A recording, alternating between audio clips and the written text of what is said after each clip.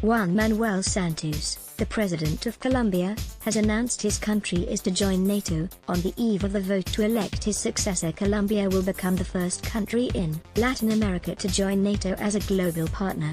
The outgoing president announced on the eve of the first presidential elections since its bloody civil war came to an end. Juan Manuel Santos, who signed a peace deal with the left-wing FARC guerrillas in 2016, ending the longest-running civil conflict in the Western Hemisphere and winning the Nobel Peace Prize for his efforts, made the announcement on Friday night. Colombia will join next week as a global partner, Mr. Santos said, which means it will not necessarily have to take part in military action but will be fully accredited in Brussels.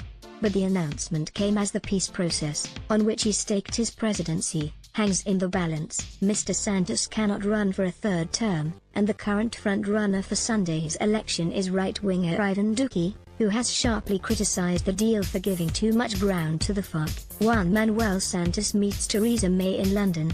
In November 2016, hand-picked by Mr. Santos's rival and presidential predecessor, Alvaro Uribe, Mr. Duque, a 41-year-old lawyer and financial consultant from a prominent political family in Antioquia, has said he would alter the peace agreement if he is elected. While legally the deal cannot simply be torn up by a new government, it can be effectively slow wake to failure by blocking legislation needed to fully implement the agreement. People gather in Bogotá, at the main Bolivar Square, on September 26, 2016, to celebrate the historic peace agreement between the Colombian government and FARC. Mr. Duque faces a strong challenge in the elections from the left-wing candidate, Gustavo Petro, a well-known former rebel from the M19 group who has a track record in Congress and as the mayor of Bogotá. The other three candidates are more centrist, and all are seasoned politicians: Germán Vargas Lleras toward the center-right, and Sergio Fajardo and Humberto de la Calle,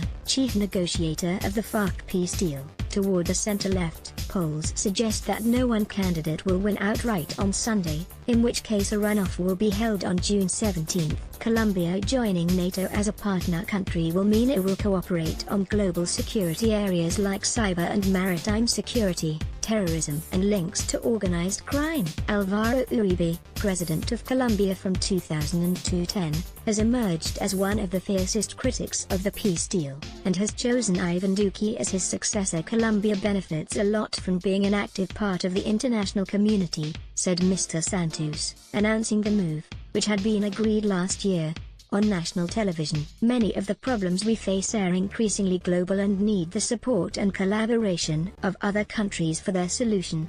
Other global partners include Afghanistan, Australia, Iraq, Japan, the Republic of Korea, Mongolia, New Zealand, and